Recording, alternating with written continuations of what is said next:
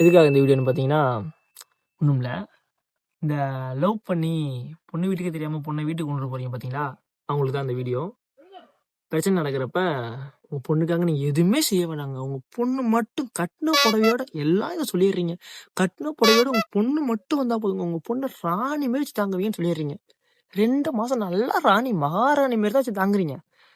3வது மாசம் அமுச்சு விட்டுறீங்க. போய் ஒப்பன்ட்ட நொண்டி வாங்கிட்டு வா, நகை வாங்கிட்டு வா, கட்டில் பீரோ வாங்கிட்டு வா. நாங்க சொன்னோமா? என் பொண்ணை நீ கூட்டுரு பாப்பா, அவங்க நொண்டி, அதுவும் 2 லட்சத்துல தான் நொண்டி வேணுமா, 20 பவுன் தான் வேணுமா. அவங்க வீட்டு துணிலாம் அழுவுதாங்க. ஏன்னா இந்த மரபீரோல தான் நான் போய் உட்காருவேன், மரபீரோ தான் எனக்கு வேணும், அவங்க வீட்டு துணி எல்லாம் அழுவுதான். இல்லைன்னா நான் போய் உட்காரவே மாட்டேன்னு அழுவுதான். மரபீரோ மரக்கட்டில் தான் வேணுமா, தேக்குல. அதுவும் நாங்க சொன்னோமாயா, வண்டி எடுத்து வைக்கிறோம், நகை எடுத்து வைக்கிறோம், மரபீரோ மரக்கட்டு வைக்கிறோம் சொன்னோமாயா. கூட்டிட்டு போற நீங்க ஒழுங்காலாம் பாத்துக்கணும். ராணி மாரி பாத்துக்கிறீங்களா, கடைசி வரை ராணி மாரிலாம் பாத்துக்கணும். அப்புறம் ஏன் இடையில ஓச்சு தள்ளி விடுறீங்க? அப்புறம் எதுக்கு இடையில அமுச்சு விடுறீங்க? இப்போ அது வாங்கிட்டு இது வாங்கிட்டு வான்னு. முதல்ல நம்பிக்கை கொடுத்து கூட்டு போற நீங்க கடைசி வரை அப்படியே இருங்கயா.